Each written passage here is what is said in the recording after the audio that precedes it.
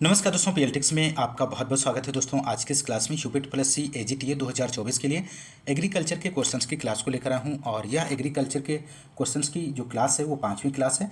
और इस क्लास के अंतर्गत हम लोग 70 क्वेश्चंस को सॉल्व करने वाले हैं। और ये सभी क्वेश्चंस बहुत ही महत्वपूर्ण क्वेश्चंस हैं जो कि आपकी परीक्षा के दृष्टिकोण से बहुत ही महत्वपूर्ण साबित होंगे। तो आप लोग क्लास को पूरा देखें और अंत तक आप लोग बने रहें। और इसके पहले 4 क्लासेस आपको प्रोवाइड कर दी गई हैं। यदि आपने अभी तक नहीं देखा है तो इसी वीडियो के डिस्क्रिप्शन में आपको प्लेलिस्ट मिल जाएगी, वहाँ पर जाके आप लोग ज़रूर देखिएगा। दोस्तों यदि आप हमारे चैनल पर नए हैं तो चैनल को सब्सक्राइब कीजिए, लाइक कीजिए, शेयर कीजिए। आइए शुरू करते हैं दोस्तों। क्वेश्चन नंबर 54 से, जल स्तर को मापने का उपकरण है, इनमें से आपको यहाँ पर बताना है इस क्वेश्चन का राइट आंसर क्या बनेगा। तो यहाँ पे राइट आंसर हो जाएगा ऑप्शन बी, पीजोमीटर। इसका सही जवाब हो जाएगा। पीजोमीटर से जल की गहराई का मापन किया जाता है। पोटोमीटर की बात करें तो वाष्पोसर्जन, लाइसीमीटर वाष्पोसर्जन, और मैनोमीटर का यूज जड़ दाब के लिए, और अल्टीमीटर का यूज ऊंचाई के लिए किया जाता है, और एनीमोमीटर का यूज वायु गति को मापने के लिए प्रयोग किया जाता है। तो आप लोग इस बात को भी ध्यान रखिएगा। क्वेश्चन नंबर नेक्स्ट 55 है, वह भूमि क्षेत्र जो एक उभयनिष्ठ बिंदु पर निकलती है क्या कहलाता है। तो यहाँ पर इस क्वेश्चन का आंसर आपको देना है। तो राइट आंसर हो जाएगा ऑप्शन बी, जल संग्रहण क्षेत्र। इस क्वेश्चन का सही आंसर बनेगा। क्वेश्चन नंबर अगला है 56, एक कीट के शरीर के 3 अंग हैं। तो यहाँ पर 56 का आंसर क्या बनेगा दोस्तों। तो राइट आंसर हो जाएगा सिर, वृक्ष, पेट। तो यहाँ पर हेड, थोरेक्स एंड एब्डोमेन यहाँ पर सही जवाब हो जाएगा। क्वेश्चन नंबर अगला है 57, बाजरे में इस्मट रोग है। तो बाजरे में इस्मट रोग आपको बताना है। तो राइट आंसर हो जाएगा यहाँ पर ऑप्शन ए, सोयल मृदा जनित रोग है। महत्वपूर्ण प्रश्न है, तो ऑप्शन ए यहाँ पर सही जवाब हो जाएगा। क्वेश्चन नंबर नेक्स्ट, मृद रोमिल आसिता एक है, क्या है। ऑप्शन ए दिया गया है बीज जनित है, ऑप्शन बी है मृदा जनित, ऑप्शन सी है बीज और मृदा जनित, ऑप्शन डी है वायु जनित। तो क्वेश्चन नंबर 58 का आंसर क्या बनेगा दोस्तों। तो राइट आंसर हो जाएगा ऑप्शन सी, बीज और मृदा जनित। क्वेश्चन नंबर नेक्स्ट, अनुपूरक परागण सामान्यतः किसके बीज समुच्चय को बढ़ाने के लिए किया जाता है। तो क्वेश्चन नंबर 59 का जो आंसर होगा ऑप्शन डी हो जाएगा सूरजमुखी। बढ़ते हैं अगले क्वेश्चन की ओर। क्वेश्चन नंबर अगला है 60, जलद बीज अंकुरण क्षमता परीक्षण है, इनमें से कौन सा है। तो राइट आंसर होगा ऑप्शन ए, टेट्रोजोलियम परीक्षण। आप लोग ध्यान रखिएगा, महत्वपूर्ण प्रश्न है। बढ़ते हैं अगले क्वेश्चन की ओर। क्वेश्चन नंबर 61 है, आम के नियमित फलन के लिए किस वृद्धि नियामक की संस्तुति की जाती है। तो 61 का आंसर दीजिए दोस्तों, क्या बनेगा। तो यहाँ पर राइट आंसर जो होगा ऑप्शन डी हो जाएगा, पाइक्लोब्यूटाजोल। इस क्वेश्चन का सही आंसर बनेगा। अगला क्वेश्चन है दोस्तों 62, सब्जियां किसका अच्छा स्रोत हैं। तो यहाँ पर ऑप्शंस दिए गए हैं, आप इस क्वेश्चंस का आंसर दे सकते हैं। तो यहाँ पे राइट आंसर होगा ऑप्शन सी, सब्जियां विटामिन का अच्छा स्रोत है। नेक्स्ट क्वेश्चन नंबर 63 है, डिब्बाबंदी के लिए टमाटर को यहाँ पर आपको फिल करना है पर काटा जाता है। तो राइट आंसर हो जाएगा लाल पक्की दशा में। ध्यान रखिएगा, महत्वपूर्ण प्रश्न है। अगला क्वेश्चन नंबर 64, पशु एवं भैंस यहाँ पर आपको फिल करना है परिवार से आते हैं। तो किस परिवार से आते हैं। तो यहाँ पर इस क्वेश्चन का आंसर आपको देना है दिए गए ऑप्शंस में से। तो राइट आंसर हो जाएगा इनमें से कोई नहीं, ऑप्शन डी यहाँ पे सही जवाब हो जाएगा।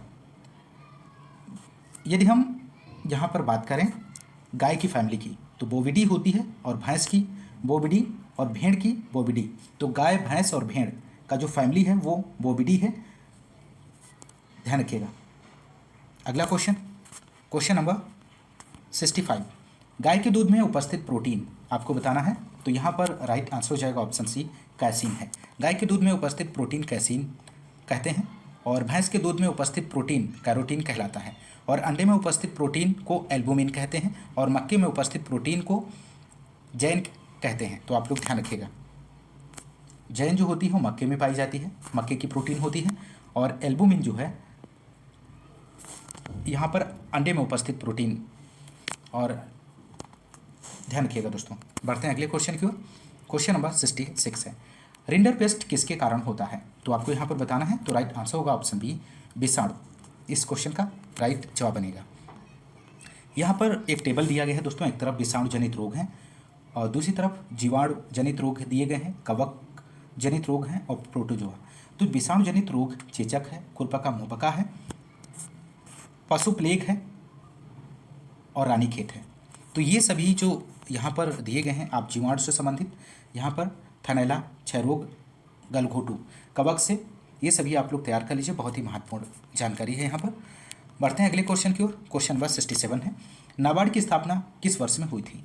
तो यहाँ पर राइट आंसर हो जाएगा 1982 में। नाबार्ड की स्थापना 12 जुलाई 1982 में की गई थी दोस्तों, ध्यान रखिएगा, बहुत ही महत्वपूर्ण प्रश्न है, पूछा जाता है। क्वेश्चन नंबर अगला है, भारतीय कृषि अनुसंधान परिषद के चिन्ह में कौन सी फसल का चित्र है? तो क्वेश्चन नंबर 69 का यहाँ पे आंसर देना है, तो राइट आंसर हो जाएगा गेहूं, ध्यान रखिएगा। भारतीय कृषि अनुसंधान परिषद की स्थापना की बात करें तो 1926 में रॉयल कमीशन ऑन एग्रीकल्चर के नाम पर किया गया था। 16 जुलाई 1929 को इसका नाम बदलकर imperial council of agriculture research रखा गया था, और उसके बाद 1947 में इसका नाम पुनः परिवर्तित होकर इंडियन काउंसिल ऑफ एग्रीकल्चर हो गया। और इसके सबसे पहले डीजी की बात करें तो डॉक्टर बीपी पाल थे, और इसके चिन्ह यानी कि लोगों में गेहूं फसल का चित्र है। तो ध्यान रखिएगा, बहुत ही महत्वपूर्ण जानकारी। नेक्स्ट, पश्चिम घाट के ढलान पर वर्षा का प्रकार आपको बताना है। तो ऑप्शन ए दिया गया है चक्रवाती, ऑप्शन बी है संवहनीय, ऑप्शन सी है पर्वतीय, ऑप्शन डी है इनमें से कोई नहीं। तो क्वेश्चन नंबर 70 का जो आंसर होगा ऑप्शन सी पर्वतीय। क्वेश्चन नंबर नेक्स्ट यहाँ पर दिया गया है दोस्तों, पादवृद्धि अवधि और तापमान के बीच संबंध कहलाता है। तो क्या कहलाता है? तो राइट आंसर हो जाएगा बढ़ती डिग्री दिवस, यहाँ पर सही जवाब बनेगा। क्वेश्चन नंबर अगला 72 है, अंतर सस्यीय क्रियाओं का अर्थ किसके लिए है? तो 72 का आंसर हो जाएगा यहाँ पर ऑप्शन सी खरपतवार नष्ट करना, ध्यान रखिएगा। अगला क्वेश्चन, क्वेश्चन नंबर 73 है, मृदा पर पपड़ी जमना किसमें एक समस्या है? तो राइट आंसर ऑप्शन सी हो जाएगा, इसका जो राइट आंसर ऑप्शन सी बनेगा एरिडोसोल्स, इस क्वेश्चन का सही आंसर हो जाएगा। मृदा पर पपड़ी जमना एरिडोसोल्स में एक समस्या है दोस्तों। क्वेश्चन नंबर अगला 75 है यहाँ पर, जौ यहाँ पर आपको फिल करना है में एक प्रसिद्ध वस्तु है। तो राइट आंसर ऑप्शन यहाँ पर जो बनेगा दोस्तों ऑप्शन बी हो जाएगा, यूरस और शराब उद्योग। अगला क्वेश्चन नंबर है यहाँ पर 76, निम्नलिखित में से कौन सी दलहन फसल को शाकाहारी मांस कहा जाता है? तो क्वेश्चन नंबर 76 का आंसर आप लोग दीजिए दोस्तों। तो यहाँ पर जो राइट आंसर होगा ऑप्शन सी हो जाएगा काउपी। नेक्स्ट क्वेश्चन नंबर 77 है, निम्नलिखित में से कौन सा सामान्यतः सफ़ेद सरसों रेपसीड को दर्शाता है? तो राइट आंसर ऑप्शन डी हो जाएगा, सरसों और तूरिया। अगला क्वेश्चन, क्वेश्चन नंबर 78 है, पूर्ण उर्वरक का अर्थ उर्वरक जिसमें एक मुख्य पोषक तत्व हो, 3 प्राथमिक पोषक तत्व हो, 2 प्राथमिक पोषक तत्व हो, इनमें से कोई नहीं। तो क्वेश्चन नंबर 78 का जो आंसर होगा ऑप्शन बी हो जाएगा, पूर्ण उर्वरक का अर्थ होता है उर्वरक जिसमें 3 प्राथमिक पोषक तत्व हों। अगला क्वेश्चन, क्वेश्चन नंबर 79, केसीआई को क्या कहते हैं? तो राइट आंसर होगा option B MOP, muriate of potash. Question number अगला है यहाँ पर 80 की बात करेंगे, नाइट्राइट को नाइट्रेट रूप में परिवर्तित करने में शामिल सूक्ष्म जीव आपको यहाँ पर बताना है। तो क्वेश्चन नंबर 80 का आंसर हो जाएगा ऑप्शन ए नाइट्रोबैक्टर, ध्यान रखिएगा, बहुत ही महत्वपूर्ण है। नाइट्रीकरण वह क्रिया है जिसमें जीवाणुओं द्वारा NH3 को NO3 में बदलते हैं, नाइट्रीकरण कहलाता है। अगला क्वेश्चन, क्वेश्चन नंबर 81 है, जिप्सम का रासायनिक सूत्र है। तो जिप्सम का रासायनिक सूत्र क्या बनेगा? तो राइट आंसर हो जाएगा CaSO4 2H2O। Next question number 84 की बात करेंगे, ट्रांसपीरेशन इज वाष्पोसर्जन है, इनमें से आपको बताना है। तो यहाँ पर राइट आंसर हो जाएगा option D water loss from plant surface, इस क्वेश्चन का सही आंसर हो जाएगा। नेक्स्ट क्वेश्चन, क्वेश्चन नंबर 85 है, upper limit of available water in soil is. तो 85 का जो आंसर होगा ऑप्शन बी हो जाएगा फील्ड कैपेसिटी, इस क्वेश्चन का सही आंसर बनेगा। बढ़ते हैं अगले क्वेश्चन की, क्वेश्चन नंबर 86 है, एग्रोइस्टोलॉजी का अध्ययन है, इनमें से बताना है।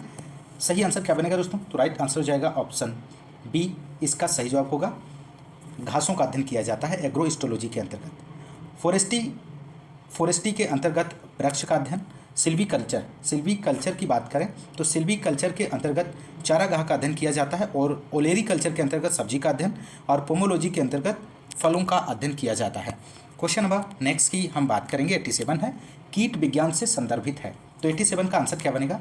तो राइट आंसर हो जाएगा ऑप्शन ए कीटों का अध्ययन, यहाँ पर सही जवाब हो जाएगा। और इंटोमोलॉजी कीटों का अध्ययन, और पैथोलॉजी पौध रोगों का अध्ययन है, और नेमेटोलॉजी सूत्रकृमि का अध्ययन, और मेट्रोलॉजी जलवायु का अध्ययन, और इकोलॉजी पारिस्थितिकी का अध्ययन। ध्यान रखिएगा, महत्वपूर्ण जानकारी है। क्वेश्चन नंबर अगला 88, गन्ने में डेड हर्ट किसके कारण होता है? तो 88 का आंसर हो जाएगा ऑप्शन बी, टॉप बोरर, शीर्ष छेदक यहाँ पर सही जवाब हो जाएगा। शुगर कैन टॉप बोरर का वैज्ञानिक नाम की बात करें तो ट्राइपोराइजा निवेला है, और यह पायरालिडिएसी कुल का कीट है। आप लोग ध्यान रखिएगा। Question number next 89, question number mycology किसके अध्ययन से संबंधित है? तो यहाँ पर राइट आंसर हो जाएगा ऑप्शन डी, फंगी यहाँ पर सही जवाब बनेगा। अगला क्वेश्चन है दोस्तों, क्वेश्चन नंबर नेक्स्ट की बात करेंगे, 90 क्वेश्चन नंबर है, वह पौधा जो मुख्य फसल से थोड़ा विचलित होता है क्या कहलाता है? तो क्वेश्चन नंबर 90 का जो आंसर होगा ऑप्शन बी हो जाएगा, ऑफ प्रकार का। ऑप्शन बी सही आंसर हो जाएगा इस क्वेश्चन का। क्वेश्चन नंबर अगला है यहाँ पर दोस्तों 91 की बात करेंगे, वे बीज जिनमें भ्रूणपोष नहीं होता है। आपको यहाँ पर इस क्वेश्चन का आंसर देना है, तो राइट आंसर होगा ऑप्शन बी, एल्बुमिन रहित बीज इस क्वेश्चन का सही आंसर बनेगा। बढ़ते हैं अगले क्वेश्चन की ओर। क्वेश्चन नंबर 92 है, एक परिपक्व और बीज वाली पकी अंडाशय से, यहाँ पर आपको फिल करना है, संदर्भित है। तो 92 का आंसर दीजिए दोस्तों, क्या बनेगा? तो राइट आंसर होगा ऑप्शन सी, फल इसका सही जवाब बनेगा। फल एक परिपक्व और बीज वाली पकी अंडाशय को फल कहते हैं। फल की अंडाणु मांसल होती है और इसे 3 भागों में बांट सकते हैं, एपीकार्प, मेसोकार्प और इंडोकार्प। आप लोग ध्यान रखिएगा। क्वेश्चन नंबर अगला 93 है, मार्मालेड बनाने के लिए निम्नलिखित में से किस फल को सबसे अधिक प्रयोग किया जाता है? तो क्वेश्चन नंबर 93 का आंसर हो जाएगा ऑप्शन सी, संतरा। संतरा इस क्वेश्चन का राइट आंसर बनेगा। महत्वपूर्ण प्रश्न है, पूछा जाता है। क्वेश्चन नंबर 94 है, निम्नलिखित में से कौन सी सब्जियां चिनोपोडिएसी परिवार से आती हैं? तो क्वेश्चन नंबर 94 का आंसर होगा ऑप्शन डी, पालक इस क्वेश्चन का सही जवाब बनेगा। दोस्तों यदि हम आलू की बात करें तो आलू सोलेनेसी कुल के अंतर्गत आता है, और शकरकंद की बात करें तो कॉन्वोबुलेसी के अंतर्गत आता है, और भिंडी की बात करें तो मालवेसी कुल का है, और पालक जो है चिनोपोडिएसी। फूल गोभी की बात करें तो क्रूसीफेरी। तो आप लोग ध्यान रखिएगा।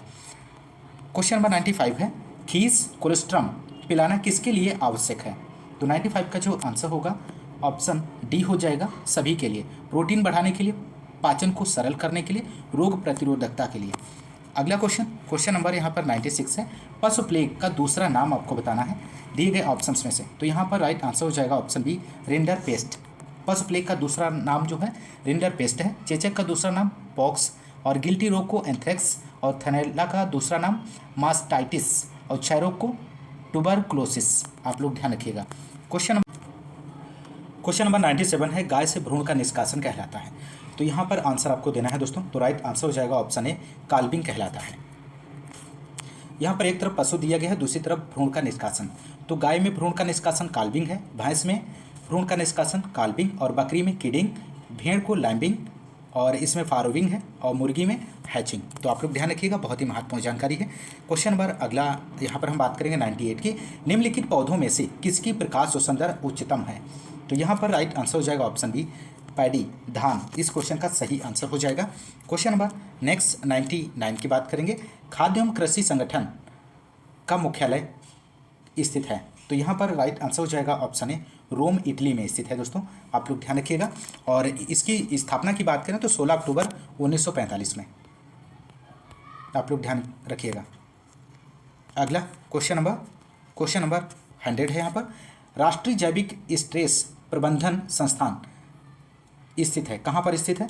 तो क्वेश्चन नंबर 100 का आंसर हो जाएगा रायपुर छत्तीसगढ़ में स्थित है। दोस्तों आप लोग ध्यान रखिएगा। क्वेश्चन नंबर नेक्स्ट, एक दिए गए स्थान और समय पर वायुमंडलीय दशाओं को क्या कहा जाता है? तो क्वेश्चन नंबर 101 का जो आंसर होगा ऑप्शन बी, मौसम कहा जाता है। क्वेश्चन नंबर नेक्स्ट, मेघ बीजन किसकी सहायता से किया जाता है? तो राइट आंसर ऑप्शन ए हो जाएगा, silver iodides. Next question number 103 है, मृदा के बड़े छिद्र सामान्यतः किससे भरे होते हैं? तो क्वेश्चन नंबर 103 का जो आंसर होगा ऑप्शन सी हो जाएगा, जल और वायु दोनों से। अगला क्वेश्चन नंबर 100 यहाँ पर 5 है, कई वर्षों तक एक ही खेत में एक ही फसल बार बार उगाना क्या कहलाता है? तो यहाँ पर राइट आंसर दीजिए दोस्तों, क्या बनेगा? तो राइट आंसर हो जाएगा ऑप्शन ए, मोनोक्रॉपिंग, एकल फसली कहलाता है। एकल फसली कृषि क्या होती है? जब कई वर्षों तक एक ही खेत में एक ही फसल बार बार उगाई जाती है तो एकल फसली कृषि कहलाती है। नेक्स्ट क्वेश्चन की बात करेंगे 106, गेहूं में सिंचाई के लिए सबसे क्रांतिक अवस्था है। तो 106 का आंसर आपको यहाँ पर देना है दोस्तों, क्या बनेगा? तो राइट आंसर ऑप्शन डी हो जाएगा, शीर्ष मूल निकलते समय, crown root initiation. Question number अगला है यहाँ पर, डोसा और इडली जैसे भोज्य पदार्थों में निम्नलिखित में से कौन सी दलहन फसल मुख्य घटक के रूप में प्रयोग की जाती है? तो यहाँ पर आंसर हो जाएगा ऑप्शन बी, ब्लैक ग्राम। ध्यान रखिएगा। क्वेश्चन नंबर नेक्स्ट, अफ्लाटॉक्सिन समस्या निम्नलिखित में से कौन सी तिलहन फसल में सर्वाधिक प्रबद्ध है? तो यहाँ पर इस क्वेश्चन का जो आंसर होगा दोस्तों ऑप्शन सी हो जाएगा, मूंगफली। इसका सही जवाब बनेगा। मूंगफली के दानों में अफ्लाटॉक्सिन नामक विष का उत्पादन करता है और जिसके खाने में, तो यहाँ पर ऑप्शन सी सही जवाब हो जाएगा। क्वेश्चन नंबर अगला है 109, सरसों के पौधे की फली किसके नाम से जानी जाती है? तो 109 का आंसर आपको देना है दोस्तों। तो राइट आंसर हो जाएगा ऑप्शन सी, सिल्कवा के नाम से जानी जाती है। और यहाँ पर ऑप्शन सी इसका सही जवाब हो जाएगा। नेक्स्ट क्वेश्चन नंबर 110 है, पौधों को पर्याप्त और उपयुक्त अनुपात में पोषक तत्वों की आपूर्ति करने की मृदा की अंतर्निहित विशेषता है। तो यहाँ पर आंसर हो जाएगा दोस्तों ऑप्शन बी, मृदा की उर्वरता। आप लोग ध्यान रखिएगा। अगला क्वेश्चन नंबर 111 की बात करेंगे, निम्नलिखित में से कौन सा उर्वरक पूर्णतः भारत में बाहर से आयात किया जाता है? मोस्ट इंपोर्टेंट प्रश्न है। तो यहाँ पर इस क्वेश्चन का राइट आंसर ऑप्शन सी हो जाएगा, पोटैशिक उर्वरक। ध्यान रखिएगा। अगला क्वेश्चन नंबर 112, माइकोराइजा पौधे की किस भाग से संबंधित है?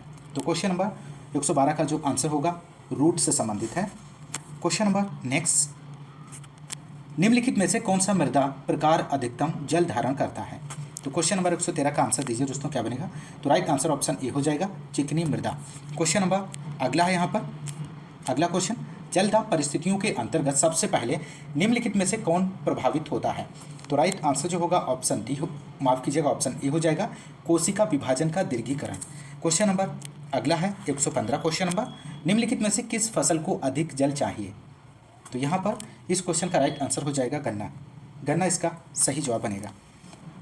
गन्ना, यहाँ पर शुगर कैन की बात करें, इसके जल मांग की बात करें तो यहाँ पर इसका जल मांग हो जाएगा 1500 से 1650, 1500 से 1650 इसका जल मांग होगा। और धान की बात करें तो इसका जल मांग 1400 से 1600, आप लोग ध्यान रखिएगा। मक्का की बात करें तो मक्का की जो जल मांग होती है 620 से 780। और गेहूं की जल मांग कितनी होती है? 250 से 310। बढ़ते हैं अगले क्वेश्चन की ओर। क्वेश्चन नंबर 116 है, पादप जल स्थिति में निम्नलिखित में से कौन सा संबंधित नहीं है? तो 116 का आंसर आपको देना है। तो राइट आंसर होगा ऑप्शन डी, अंतः स्पंदन दर। इस क्वेश्चन का सही आंसर हो जाएगा। अंतः स्पंदन भूमि की पतली सतह से जल के नीचे की ओर जाने की प्रक्रिया को अंतः स्पंदन कहते हैं और इसका पादप जल से कोई संबंध नहीं है। क्वेश्चन नंबर अगला 117 क्वेश्चन नंबर है, भारी मशीनरी के प्रयोग द्वारा मृदा दृढ़ता आपको यहाँ पर बताना है। तो राइट आंसर हो जाएगा, मृदा अपर्दनीयता को बढ़ाता है। क्वेश्चन नंबर नेक्स्ट यहाँ पर 118 क्वेश्चन नंबर, सार्वजनिक मृदा ह्रास समीकरण USLE किसके द्वारा प्रस्तावित की गई है? तो महत्वपूर्ण प्रश्न है। तो यहाँ पर राइट आंसर हो जाएगा ऑप्शन बी, बिच मेयर के द्वारा। क्वेश्चन नंबर नेक्स्ट है यहाँ पे दोस्तों 119, कुटकीनाशी किसके विरुद्ध प्रयुक्त होते हैं? तो क्वेश्चन नंबर 119 का आंसर क्या बनेगा दोस्तों? तो यहाँ पर राइट आंसर हो जाएगा ऑप्शन ए, माइट्स के विरुद्ध प्रयुक्त होते हैं। Question number next 120 question number है, निम्नलिखित में से कौन सा विषाणु जनित रोग है? तो विषाणु जनित रोग का आपको चयन करना है यहाँ पर। तो राइट आंसर होगा ऑप्शन सी, आलू का मोजेक, पोटैटो मोजाइक, यहाँ पर राइट जवाब बन जाएगा। क्वेश्चन नंबर अगला है, गुणवत्तापूर्ण बीज उत्पादन में वांछित न्यूनतम पृथक्करण दूरी है कितनी है दोस्तों? तो राइट आंसर ऑप्शन सी हो जाएगा, ए और बी दोनों, आनुवांशिक शुद्धता बनाए रखने के लिए, अधिमिश्रण रोकने के लिए। क्वेश्चन नंबर नेक्स्ट यहाँ पर है 122 क्वेश्चन नंबर, सूरजमुखी के बीज क्या कहलाते हैं? मोस्ट इंपोर्टेंट प्रश्न है दोस्तों। तो यहाँ पर इस क्वेश्चन का जो राइट आंसर होगा ऑप्शन ए हो जाएगा, एकेन कहलाते हैं। गेहूं और धान के बीजों की बात करें तो कैरियोप्सिस के नाम से जाने जाते हैं और सूरजमुखी एकेन और गाजर को सिजोकार्प कहते हैं और नारियल को नट कहा जाता है। तो आप लोग ध्यान रखिएगा। अगला क्वेश्चन नंबर 123 है, बीज पृष्ठ से रोगाणुओं के उन्मूलन की प्रक्रिया है, इनमें से आपको बताना है। तो राइट आंसर जो होगा यहाँ पर क्वेश्चन नंबर 123 का ऑप्शन बी हो जाएगा, बीज रक्षण कहलाता है, ऑप्शन बी सही जवाब बनेगा। क्वेश्चन नंबर अगला 124 है, फलों में उपस्थित सबसे मीठी शर्करा आपको बताना है। तो राइट आंसर ऑप्शन सी हो जाएगा, फ्रक्टोज। फ्रक्टोज फलों में पाई जाने वाली मोनोसैकेराइड शर्करा होती है, जिसका सूत्र की बात करें तो C6H12O6 होता है और इसका आणविक द्रव्यमान 180.16 ग्राम प्रति मोल है और यह जल में घुलनशील शर्करा है। यह सबसे ज़्यादा सूखे हुए गूलर में पाया जाता है। अगला क्वेश्चन नंबर 125 है और अंतिम क्वेश्चन है दोस्तों इस क्लास का, मूली की देर से कटाई का परिणाम क्या होता है। तो यहाँ पर राइट आंसर हो जाएगा पिथनेस, खोखलापन, इसका सही जवाब हो जाएगा। और पिथनेस इसे मूली का खोखलापन भी कहते हैं। यह मूली की देर में कटाई करने पर होता है। यदि मूली को बीज के लिए छोड़ते हैं तो मूली पिथनेस हो जाता है। और फोर्किंग की बात करें, यह मूली और गाजर दोनों में होता है। जब कठोर मिट्टी के कारण मूली और गाजर दो भागों में विभाजित हो जाती है तो उसे फोर्किंग कहते हैं, जो कि ऑप्शन ए में यहाँ पर दिया गया है। दोस्तों इस क्लास में बस इतने ही क्वेश्चंस को सॉल्व करेंगे और आगे के क्वेश्चंस नेक्स्ट क्लास में देखेंगे। दोस्तों यदि आपको क्लास पसंद आ रही है तो क्लास को ज़्यादा से ज़्यादा लाइक और शेयर करना मत भूलिएगा और यदि आप चैनल पर नए हैं तो चैनल को सब्सक्राइब जरूर कीजिएगा। दोस्तों इस क्लास का यदि आप PDF चाहते हैं तो आप हमारे टेलीग्राम चैनल को ज्वाइन कर सकते हैं और टेलीग्राम चैनल पर इस PDF को प्रोवाइड करा दिया जाएगा। तो आज के लिए बस इतना ही, मिलते हैं नेक्स्ट क्लास में, तब तक के लिए नमस्कार, जय हिंद, धन्यवाद।